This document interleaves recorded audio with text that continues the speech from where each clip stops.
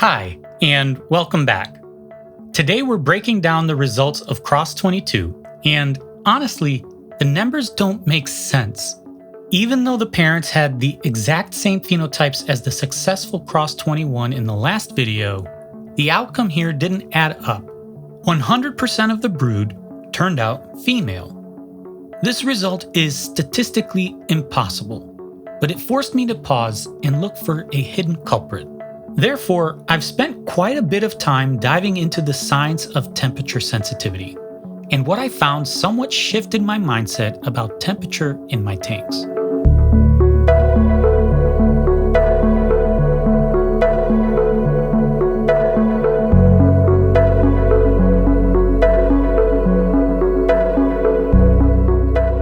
If you're new to the channel, I'm Ivan. For the last 3 years, I've been stabilizing the genetics of my Snow White Guppy line. We've spent a lot of time decoding the specific genes responsible for that snow white color, much of which I've archived at ivansguppies.com. I've actually uploaded the specific research charts we'll be reviewing today onto the site, because when you see the raw data for these temperature experiments, you'll see exactly why Cross 22 was such a curveball. So, we have an all-female brood where we expected a 50-50 split. Temperature is the prime suspect, but before we investigate the specific temperature element here, we have to look at the parents.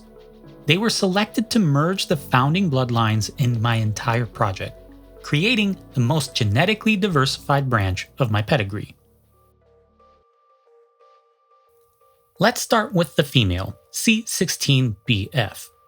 She comes from Cross 16, which has proportionally produced fish with the greatest fin volume in my line. To give you some context, her brother from that same brood had the largest fins I've seen in my Snow Whites so far, and her sister, who I used in the last video, showed that same impressive finnage. Therefore, I chose C16BF to lock those traits into this new generation. She's a half-black Snow White, and since she's so closely related to the female from Cross 21, I expected her to produce the exact same inheritance patterns we've seen before. For her mate, I selected C18AM, a Snow White male from Cross 18. Now, he's a bit smaller than I usually prefer for a breeder, but he carries two massive advantages. First, he was fathered by Umaroth, the same male responsible for the decently looking Snow White male offspring in Cross 21. More importantly, pairing him with C16BF was an opportunity to finally merge every single founding bloodline of this project into one single brood. This wasn't just another cross, but a culmination of my entire pedigree. To keep track of this 3-year journey, I use a color-coded pedigree map. Each founding member at the very top is assigned their own unique color, and every time a cross is made, the offspring inherit exactly half of the color codes from their parents. This allows me to see, at a glance, the exact percentage of founding blood each fish carries. It's immediately obvious that almost every fish in my room shares Gandalf as a common ancestor, as he was the backbone of my early back crosses. However, the matriarchs, the original founding females, are a different story. Their lineages were intermingled, but not fully merged. Until now. If we look at our parents for Cross 22, we can see the puzzle coming together. C16BF carries green, purple, orange, and dark blue, tracking back to 3 founding females plus Gandalf. Her mate, C18AM, is nearly identical, but he carries yellow instead of green. This tiny swap means they share all but one pair of founding mothers. Therefore, Cross 22 is a massive milestone. It is the first brood in my project's history to trace its lineage back to every single founding member.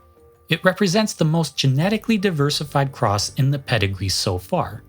Interestingly, I eventually hit the same milestone again with Cross 26, but as we'll see in a later video, that brood had a mind of its own.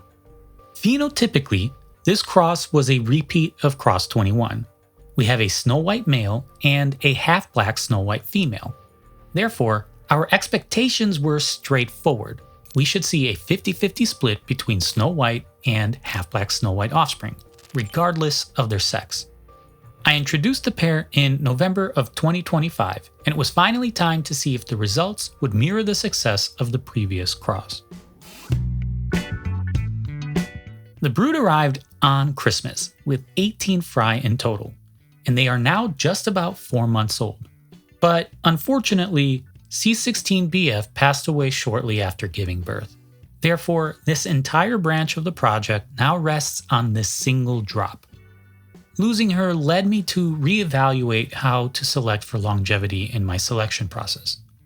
Moving forward, I'm changing my strategy to select for females that remain healthy after their first test brood, ensuring the future of the line isn't just beautiful, but resilient.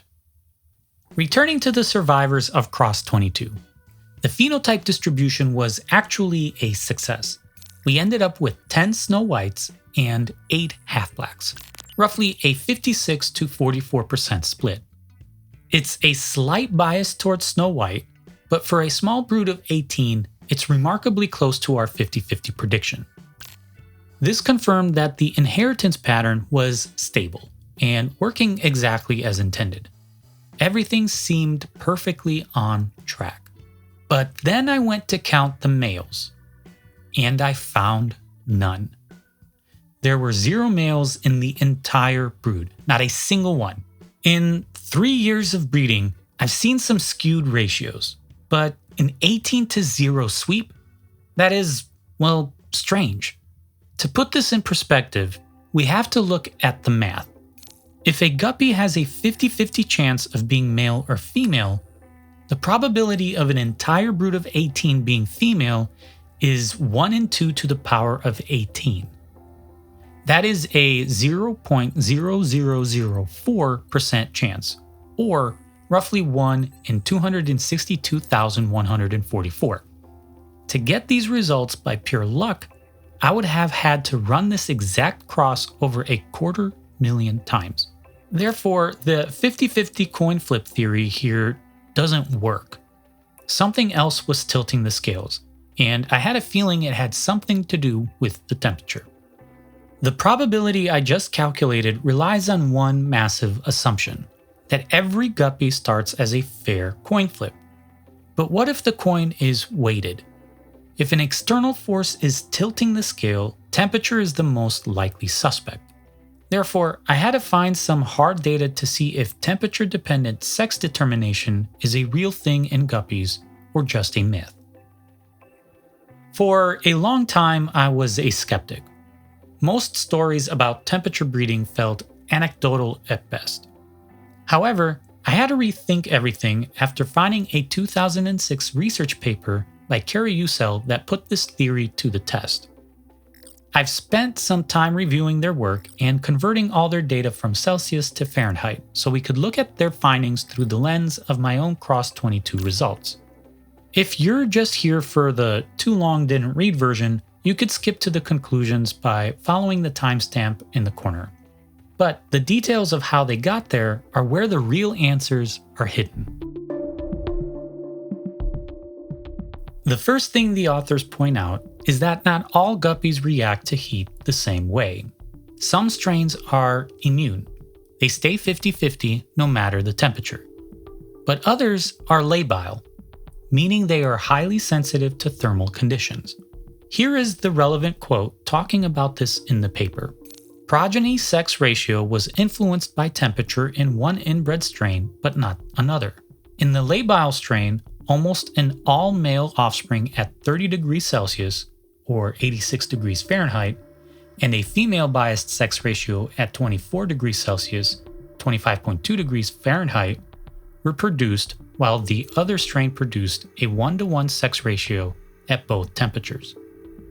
This means the results of a study depend entirely on whether the guppies used are labile or not. Therefore, the authors made sure to use a strain that they knew was sensitive to the environment. This leads to the big question: when does the temperature matter? Are the embryos affected while they're still inside the mother, or is it the newborn fry that are susceptible? The researchers set up 2 experiments to find out. They tried stressing the pregnant females, but the extreme temperatures were too much for them. Most of the mothers passed away before they could even give birth. Therefore, we're going to focus strictly on their second experiment, the one where they tested the hardiness and sex ratios of fry immediately after they were born. Before we look at the results, we have to look at the lab setup.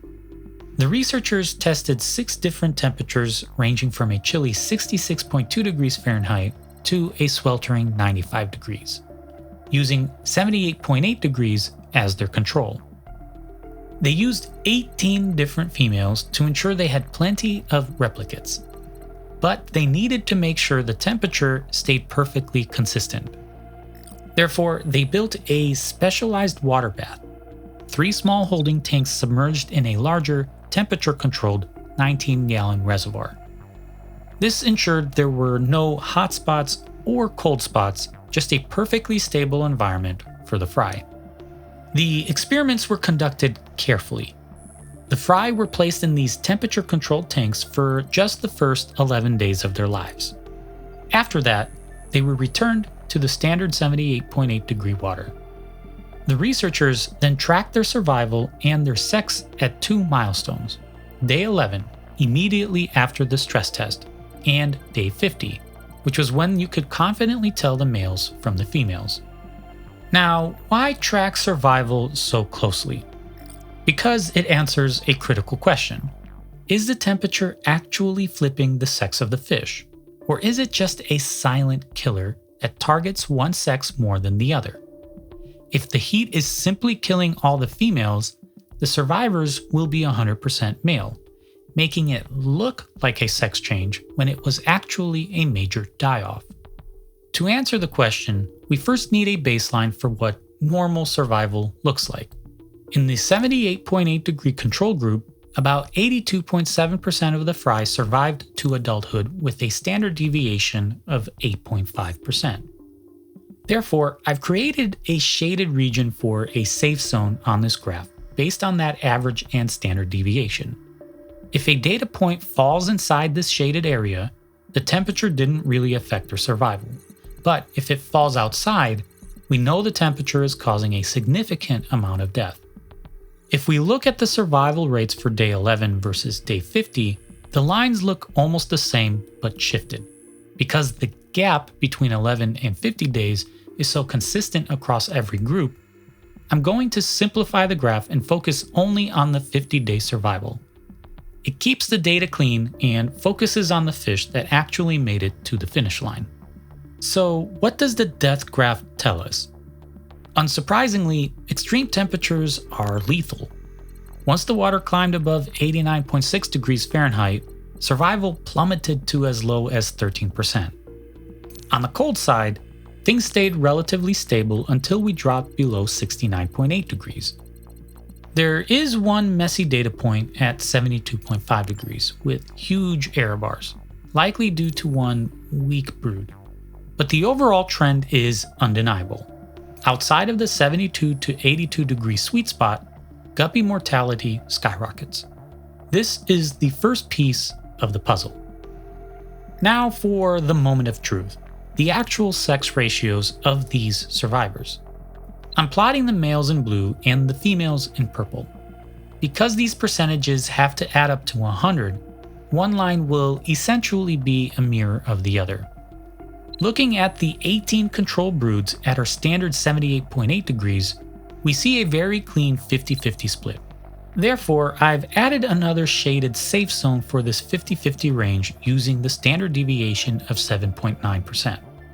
If temperature had an effect on sex, the rest of our data points should stay right here in the middle. But as we move away from the control, the lines start to pull apart. Look at that. There is an unmistakable trend here. As the water gets colder, the ratio shifts heavily towards females, hitting a stark 88% at the bottom of the scale. Conversely, as the heat rises, males become the dominant majority, reaching nearly 100% at the highest temperatures. For a sensitive strain, the pattern is clear. cold produces daughters and heat produces sons. This felt like the perfect explanation for my cross 22 results.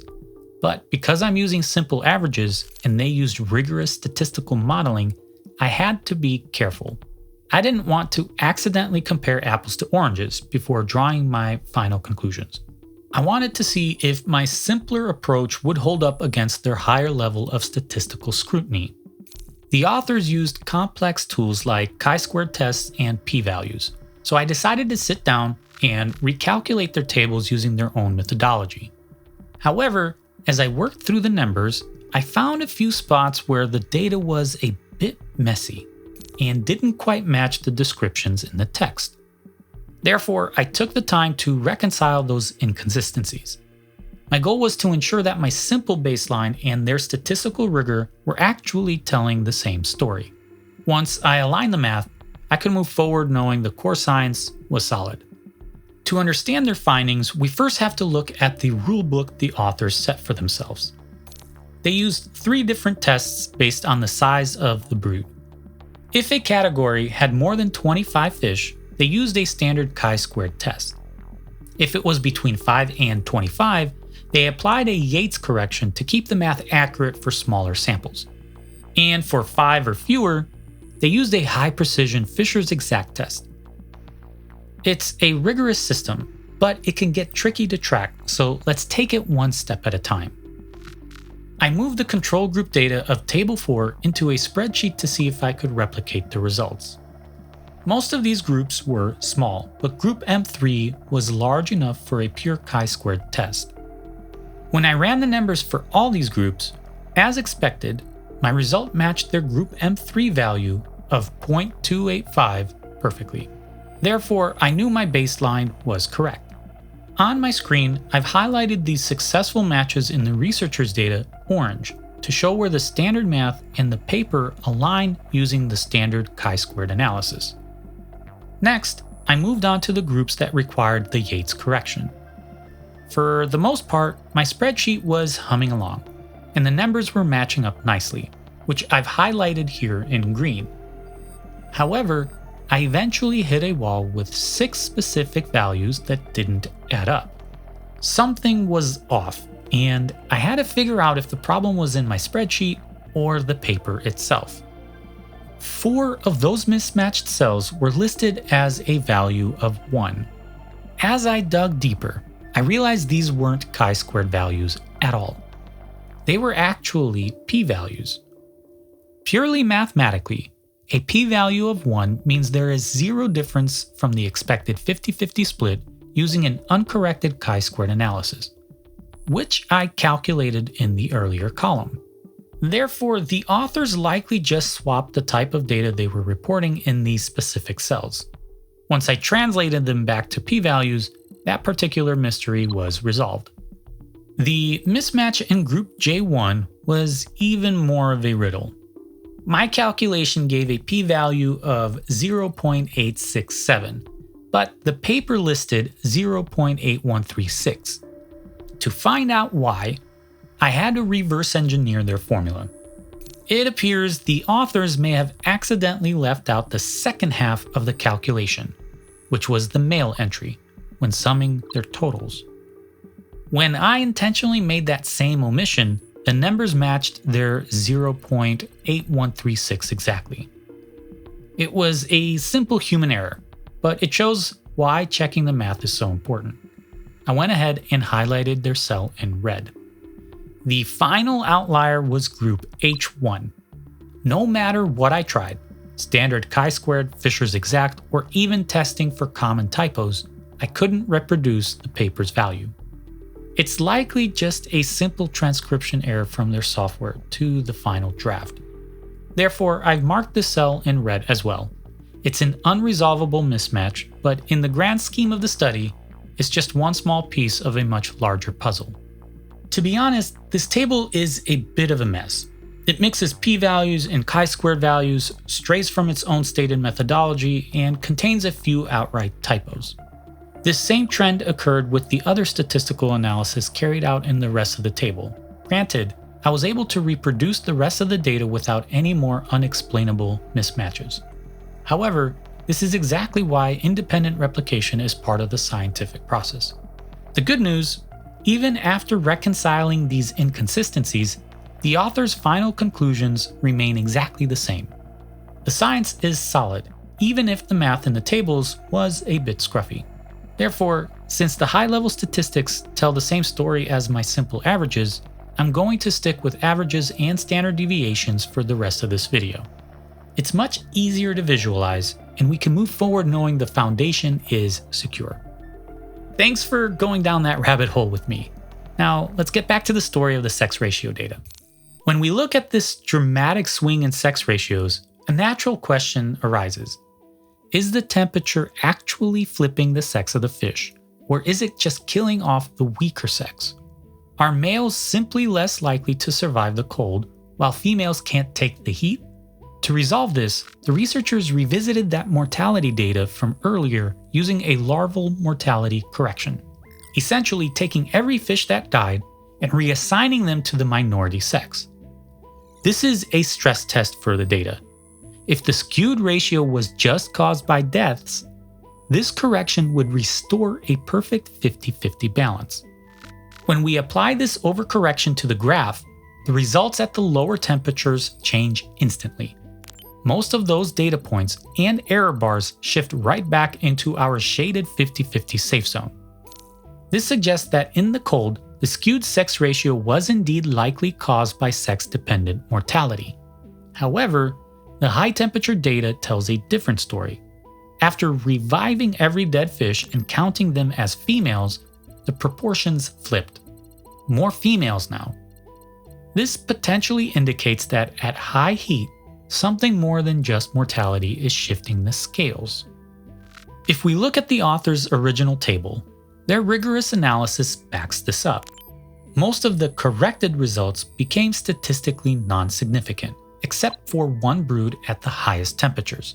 My graph of averages mirrors their findings, not perfectly, but close. There is something unique about heat. It seems to have a genuine power to influence sex of the brood in a way that cold water simply doesn't. I wanted to take this one step further to see if I could get even closer to the author's results.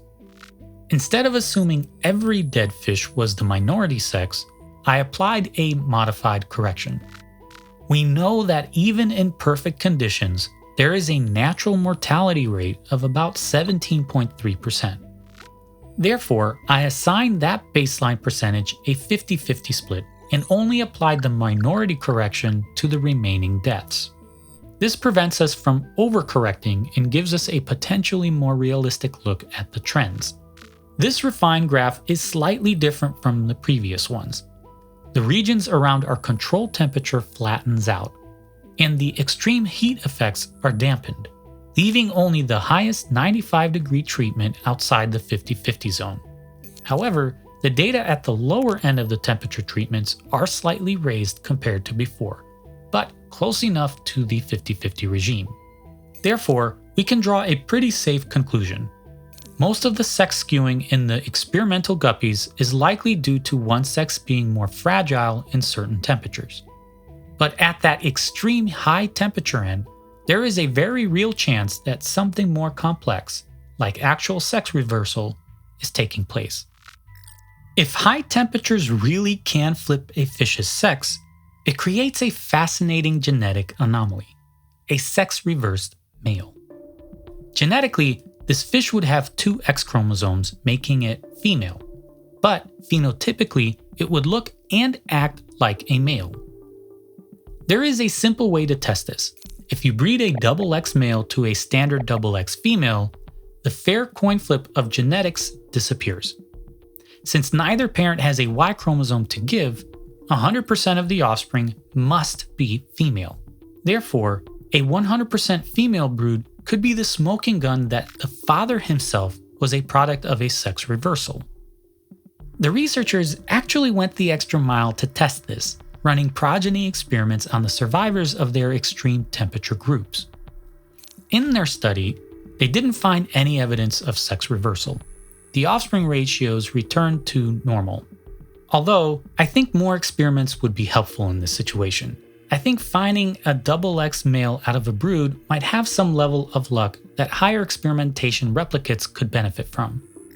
Unless, however, it carries an obvious sex-dependent phenotype that can be spotted as an anomaly and then further tested. So, what's the big takeaway? The study shows that while temperature heavily influences sex ratios, it's not a universal rule. It only affects labile strains, those genetically predisposed to be sensitive. And even in those strains, the shift is mostly caused by temperature-dependent sex mortality, where certain fry die off, rather than sex determination, where fry changes sex. So making a full circle here, what does this mean for Cross-22? Well, it would seem that it was probably a temperature-related event, and here's why. So this is the tank that Cross-22 grew up in. So during their early stages in life, this is where they were, exactly when they would be the most susceptible to temperature. Now, I currently have them spread out across a few tanks, but a handful of them are still in here. This is for a cross that I'll be showing you guys sometime in the future. So this is a little bit of a sneak peek of what I got going on right now. Now, all of my tanks are located down in my basement, where I don't really have a whole lot of central heating. So this is a problem during the colder season where the ambient temperature here gets down to about 65 degrees. Luckily, I do have a heater in my sump, and the sump pumps water directly into each one of these tanks. You could actually see the inlet here. The water then flows out the drain in the back. Now, the problem here is that warm water, just like warm air, tends to rise. And so a lot of that warm air or warm water stays near the surface. So I have a cheap temperature scanner here. So if I scan the water at the surface, I'm getting about a 76.8 degrees. If I scan the water near the bottom, I'm reading about 73.2 degrees. In the wintertime, that gradient is significantly larger. I think I've read about 65 degrees, matching the ambient temperature near the bottom. So during those colder seasons where that temperature is that big, poses a little bit of a problem exactly when Cross-22 was born in the middle of December. Meaning that my brood during their early stages in life were largely swimming in much colder water than that surface temperature where it was in the mid-70s. Meaning everything we just talked about temperature susceptibility, was happening to this brood. And so the colder temps was likely pushing most of the survival towards females and might have been killing off some of my males, or in this case, all of them. I'll have to fix this in the future, and I'll probably do this by adding maybe an extra air stone or a stronger sponge filter to allow more water circulation in here and to prevent that temperature gradient that we just saw. While temperature-dependent mortality is the prime suspect, I haven't entirely ruled out the XX male theory for the father, C18AM. It's less likely, as my tanks rarely climb above 80 degrees Fahrenheit, but in the world of genetics, you can never say never. Interestingly, I've been seeing a slight male bias in my more recent summer broods, the exact opposite problem, which only strengthens the case that my basement's seasonal swings could be tilting the scales. That about wraps up the analysis for Cross-22. A super deep dive on the results here, but hopefully we all learned something new. Despite this 100% female result, I am setting up new crosses with these females to keep the project moving forward. I'll be sure to keep a close eye on the distribution of their offspring. In the next video, I'll be going over crosses 23 and 24. The red roses back cross to my snow white line. Consistent with what we've seen in Cross-22, it does seem that I am again seeing more females than males. Before we head out, Here is a quick update on the rest of my crosses. Cross 25. This brood had 3 total drops, and I am excited to see some individuals look like they inherited some of the large finnage of the red rose line. Cross 26. Here is another brood that produced 100% females. But as we'll see in a future video, I think there is a completely different genetic mystery at play here. Cross 27. This cross is struggling to gain members, but it seems to have strong red rose genetics. I know today was a deep dive into the weeds of statistics and thermal gradients, but understanding why a cross fails is just as important as celebrating when one succeeds. If you want to see the history of these bloodlines without the math, check out these videos here. Thanks for following along with the project, and I'll see you in the next one.